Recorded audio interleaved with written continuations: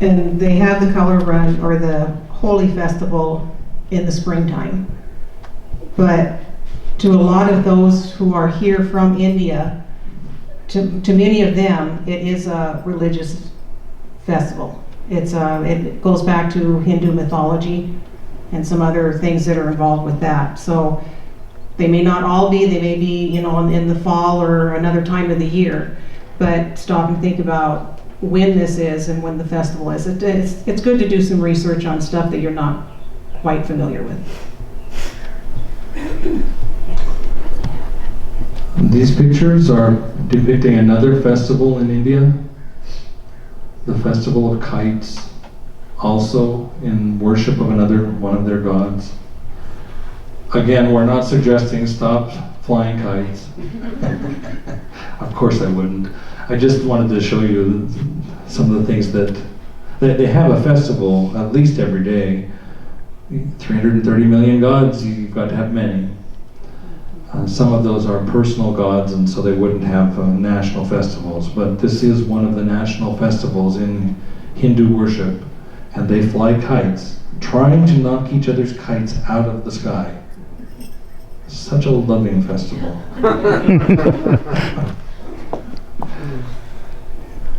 In the lower right-hand corner, we have preparation for a wedding. The man in the upper picture is going over the horoscope to make sure that the bride's birth date and the groom's birth date coincide under the stars so that they have the most auspicious day for their wedding. It's tied up heavily in spiritism for the weddings. Of course, our brothers and sisters aren't, but the rest of Hinduism really look into this. How do they go back? That's strange. And then the building there was the little Hindu temple that was just below our apartment building, our first apartment. The racket that they made every morning and every evening was crazy. That was part of the reason that we moved. Them and the Muslim prayer calls 7 or 8 times a day, and the ringing of their bells and clanging their pans. It was almost non-stop. I didn't realize how noisy things can get the higher up you are.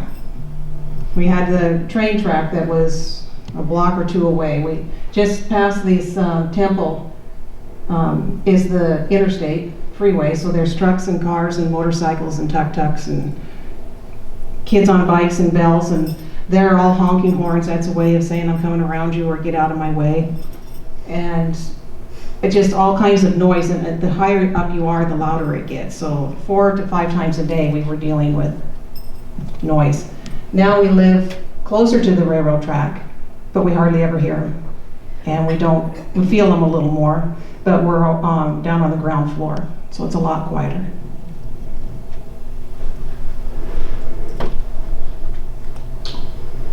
We'll go to our ministry.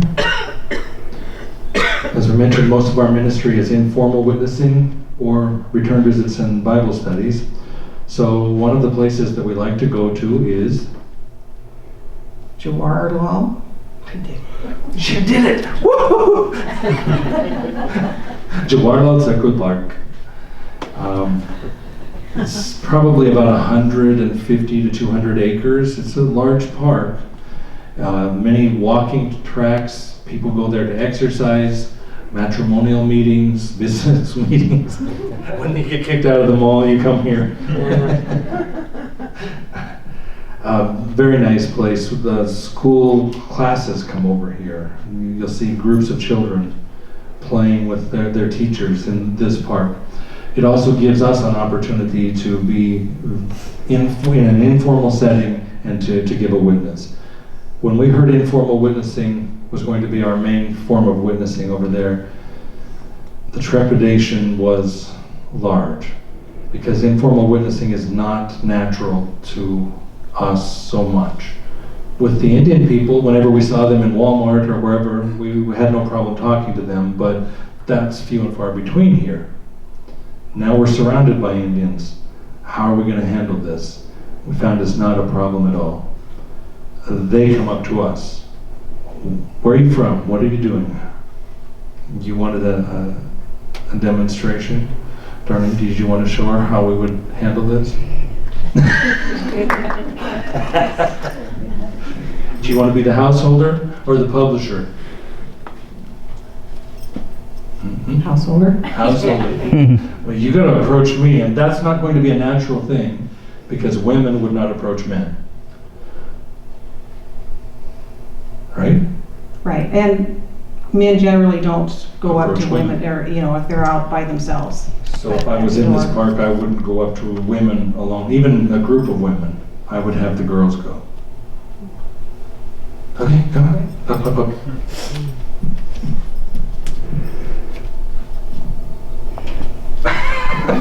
I just think we've been out of Hindi for 5 weeks almost, since we've been up in Montana, everything's been English.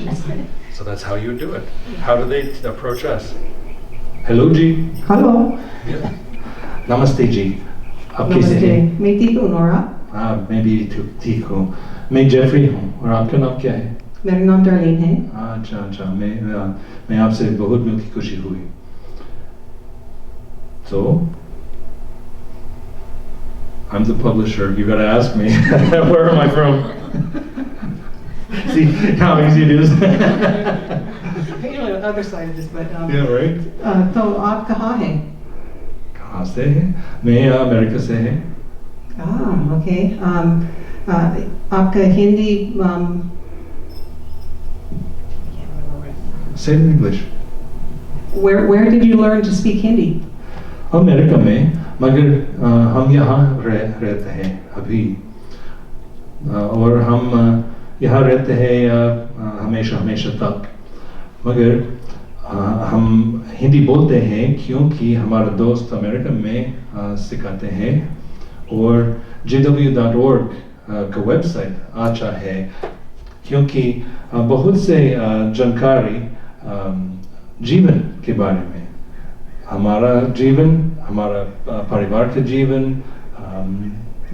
पूरा दुनिया का जीवन.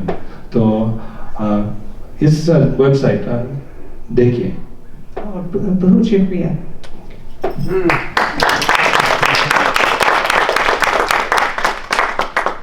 See, we can even pull it off on short notice, kind of. Was that a video you were showing, or what were you doing?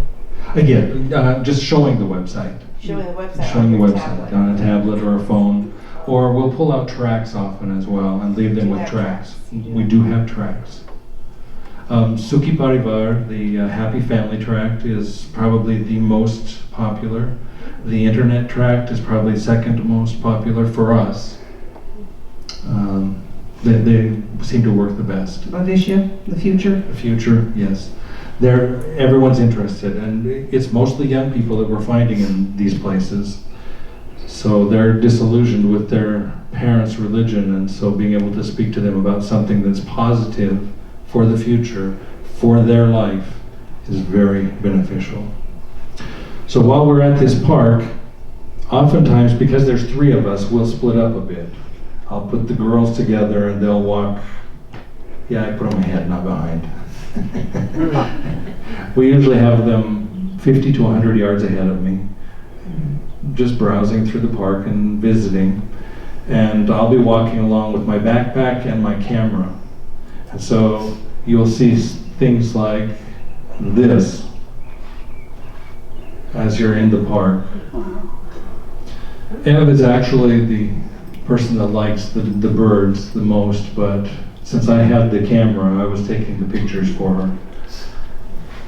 I only know the name of a few of these. The one smack dab in the middle is a kingfisher. The little guy in the lower right-hand corner is one of our woodpecker friends. Of course, up in the upper left-hand corner is a tota. You know him as a parrot. And we have a dove just below him. Other than that, I'm not sure of the names. Ev could probably rattle them off. Very colorful, very beautiful to be around. So it's tough to go out in service, right? Oh, come on. Some other things that we see in our ministry. Yeah. Monkeys, butterflies, ants. The ants go marching millions by millions in this park. That picture was kind of close up. The path of ants was about 9 feet wide and 100 feet long. So you had to just walk through them. Almost crunch, crunch, crunch. We mentioned earlier that cows are sacred to the Hindus, so we don't eat beef there. But they're running around everywhere, so you see them all over. And they're very friendly.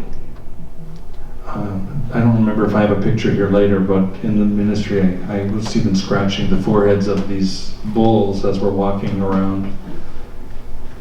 Yeah, but it's interesting that the Muslims and even some of the Hindus will eat oxen. Not beef, but oxen. I grew up a cowboy. I can't tell the difference. I don't know. What's the difference between a cow and an oxen?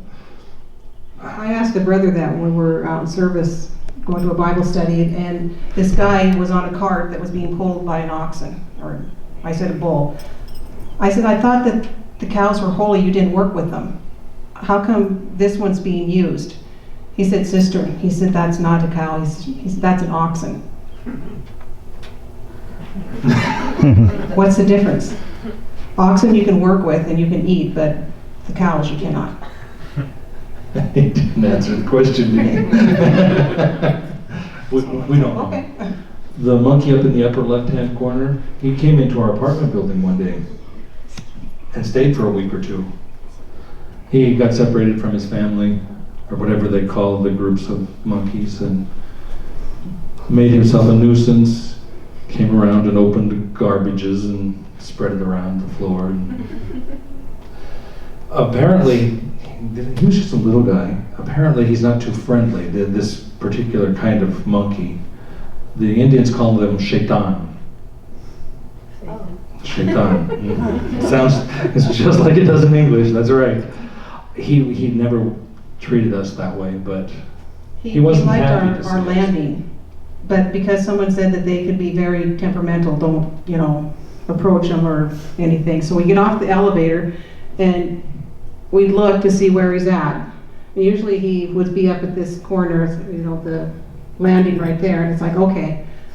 We didn't see him, so we go down this way, and here's our door, and I look, it's like, what? And here's the staircase right here, and he's laying right there.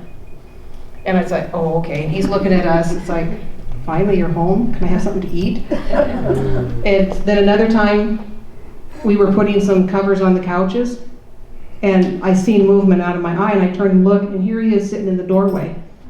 And we didn't have a screen door on at that time. It's like, okay, you better go. But I don't know, it's something with Jehovah's creation. You see them, we come back from the market, and they come down the pipes of the houses and stuff, and across the street and up and over railroad tracks. Quite a different market experience.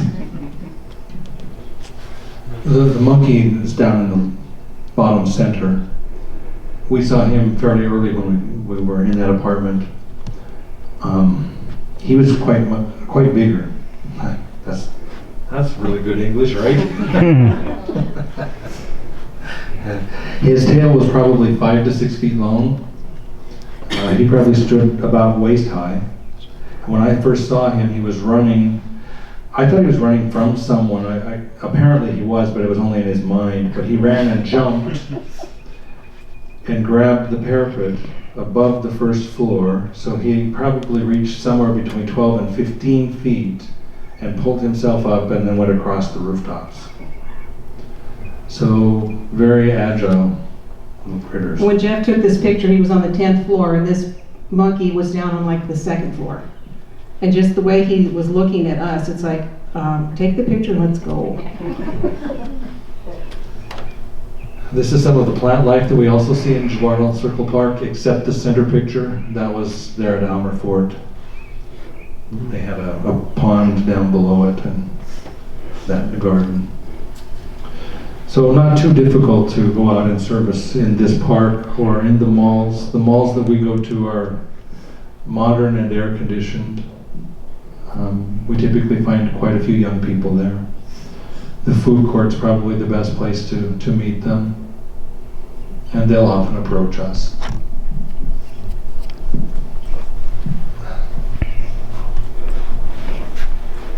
Oh, my battery must be dying. We mentioned earlier that we are there on a tourist visa. The requirements of the tourist visa is that we can stay for 180 days maximum. Then we have to leave the country for 24 whole hours before we can come back. So after our first 180 days, we went to Singapore. If you look Singapore up on jw.org, you will not find a Kingdom Hall there. They have them, they just have to be discreet about their worship in Singapore. Most of the literature of Jehovah's Witnesses is banned in Singapore. It's a Muslim area. But our brothers and sisters are going strong and doing very well in Singapore. The reason we were able to hook up with them, a sister in our congregation in Jaipur knew a sister in Singapore and made arrangements for her to meet us. She came and picked us up Sunday morning, drove us over to this apartment complex, which was in the middle of a city of apartment complexes, 25, 30 stories high, very large complex. So we get out at this apartment, grab a little snack at the food court at the basement of this complex, and then she says, meeting time, let's go. So we get in the elevator and go up to the 7th floor. In the 7th floor, we walk out to the car parking. We're like, where are we going? And as we're walking through the parking garage, off to the right, there's storage units, 2 doors at a time, and then an open space, and 2 doors and an open space. She walks up to one of these doors, opens it, and we walk into one of the most beautiful Kingdom Halls we've ever been in. The English meeting that day had about 120. The back room had a Malayalam meeting of about 60 with their circuit overseer that day. But we would never have found it otherwise. So if you want to go to Singapore, you have to get to Jaipur first so we can talk to Sister Reka. What language was it? English was the one that we went to. If we had known that Malayalam was in the back room, we probably would have gone back there because it's one of the Indian languages. But I probably should charge it, shouldn't I? Carry on, answer questions. So then they're not in danger in Singapore, for example, of being arrested or police watching? I don't think that they're in danger that much, but they've got to be cautious of what they're doing. Even when they have their Bible students, they don't take them to the Kingdom Hall right away. They study with them for quite a while to make sure that they're sincere in what they want and in learning, and then they'll take them to the Kingdom Hall. And so they have to be very cautious about what they're doing. So, and then the next one over is Ajmer. Ajmer is south of Jaipur a couple of hours, and there was a congregation there with a group in Jodhpur, which is like 3 or 4 hours past them. And they would go to Ajmer for the meetings. And the circuit overseer changed it to where there was 12 publishers in Jodhpur, so they put the congregation there. And the 5 publishers in Ajmer, they attached to our congregation in Jaipur because it's closer. And so we went once a month. The brothers from Jaipur go to Ajmer to give a public meeting. And during the midweek, the brothers there take care of it. There's 5 publishers there. So we went in May for Jeff to give the talk, and the family that's there are not witnesses, they are Hindu, but they have a bedroom upstairs that they've allowed the brothers to take and put chairs in and have their meeting place there. And then Jaipur there is the Jawaharlal Circle for the most part, and Jeff there scratching the head of that one bull. Some of the ones that we've seen, activities in the park, And then the one couple off to the right they were a study that Reka had. She'd studied with them for, I don't know, 2 or 3 years. And so we were there when we finished going through the teach book, and they were not making progress. So she kind of put into it, if you want to keep studying, you've got to start coming to meetings. That's where you're going to learn the truth more, application. And after she called off the study, they came to the next meeting, and then they haven't been back. But they got the truth. They go through the daily text every morning, and so there's things they like about. They just have to fine tune what they want and go from there. It's very difficult to break free from the Hindu customs and the neighborhood and the opinions of the neighbors. So that's why they're having a difficult time in some part.